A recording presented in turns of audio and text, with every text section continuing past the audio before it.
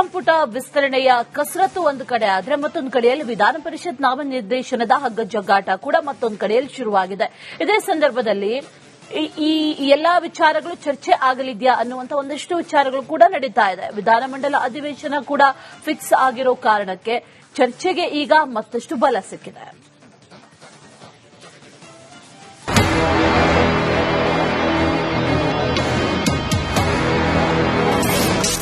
ರಾಜ್ಯದಲ್ಲಿ ಮುಗಿಯದ ಸಂಪುಟ ವಿಸ್ತರಣೆ ಸರ್ಕಸ್. ಸಂಪುಟ 2.0 ಬಳಿಕ ಪರಿಷತ್ ನಾಮನಿರ್ದೇಶನ. ಹೈಕಮಾಂಡ್ ಜೊತೆಗೆ ಚರ್ಚಿಸಲಿರುವ ಸಿಎಂ ಡಿಕೆಶಿ. ರಾಜ್ಯದಲ್ಲಿ ಸಂಪುಟ ವಿಸ್ತರಣೆ ಸರ್ಕಸ್ ಜೋರಾಗಿದೆ. ಇದರ ಮಧ್ಯೆ ವಿಧಾನ ಪರಿಷತ್ಗೆ 5 ಸದಸ್ಯರ ಅವಧಿ ಮುಗಿದ ಕಾರಣ ಹೊಸ ಸದಸ್ಯರ ಆಯ್ಕೆ ಮಾಡಬೇಕಾಗಿದೆ. ರಾಜ್ಯಪಾಲರು ನಾಮನಿರ್ದೇಶನ ಮಾಡಬೇಕಾದ ಸ್ಥಾನಗಳು ಇವಾಗಿರುವುದರಿಂದ ಈ ಪಟ್ಟಿ ಕೂಡ ಅಖೈರು ಮಾಡಬೇಕಾದ ಅನಿವಾರ್ಯತೆ ಕಾಂಗ್ರೆಸ್ ಹೈಕಮಾಂಡ್ಗಿದೆ.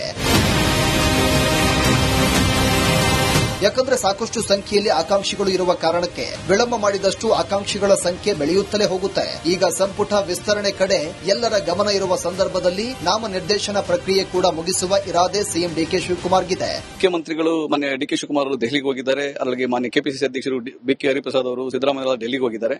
ಸೊ ಅಲ್ಲಿ ಇವತ್ತು ಮಂತ್ರಿಮಂಡಲ ವಿಸ್ತರಣೆದು ಆಮೇಲೆ ಈ ಎಂಎಲ್ಸಿ ನಾಮಿನೇಷನ್ ಮಾಡುವಂತದ್ದು ಮತ್ತೆ ನಿಗಮ ಮಂಡಳಿದು ಎಲ್ಲ ಚರ್ಚೆ ಮಾಡ್ತಾರೆ ಅನ್ನೋ ಒಂದು ಕೇಳ್ಪಟ್ಟಿದೀವಿ.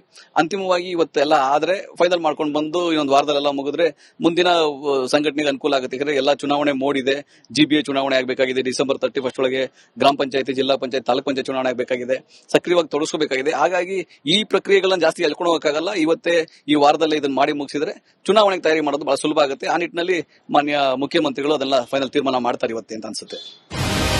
ಇನ್ನು ಕಳೆದ ಬಾರಿ ನಾಮನಿರ್ದೇಶನ ವೇಳೆ ಕೇವಲ 11 ತಿಂಗಳ ಕಾಲಾವಕಾಶ ಸಿಕ್ಕಿದ್ದ ರಮೇಶ್ ಬಾಬು ಮತ್ತೊಮ್ಮೆ ಅವಕಾಶ ಬೇಕು ಅಂತ ಮನವಿ ಮಾಡ್ತಾ ಇದ್ದಾರೆ. ಮಾತು ಕೊಟ್ಟಂತೆ ನನ್ನ ಅವಧಿಯನ್ನ ನಾಯಕರು ವಿಸ್ತರಣೆ ಮಾಡಬೇಕು ಅಂತ ಮನವಿ ಮಾಡ್ತಾ ಇದ್ದಾರೆ. ಕಳೆದ ಪರಿಷತ್ ಚುನಾವಣೆಯಲ್ಲಿ 4 ಟಿಕೆಟ್ ಒಬಿಸಿ ಸಮುದಾಯಕ್ಕೆ ನೀಡಲಾಗಿತ್ತು. ಈಗ ಅದೇ ಸಮುದಾಯಕ್ಕೆ ಸೇರಿರುವಂತಹ ರಮೇಶ್ ಬಾಬುಗೆ ಹೈಕಮಾಂಡ್ ಅವಕಾಶ ನೀಡುತ್ತಾ ಎಂಬ ಪ್ರಶ್ನೆ ಇದೆ. ನಾನು ಜಾತಿ ಆಧಾರದಲ್ಲಿ ಪರಿಷತ್ ಸ್ಥಾನ ಕೇಳ್ತಾ ಇಲ್ಲ, ಸಂಘಟನೆ ಆಧಾರದ ಮೇಲೆ ಅವಕಾಶ ಕೇಳಿದ್ದೇನೆ ಅಂತ ರಮೇಶ್ ಬಾಬು ರಿಪಬ್ಲಿಕ್ ಕನ್ನಡಕ್ಕೆ ಸ್ಪಷ್ಟನೆ ಕೊಟ್ಟರು.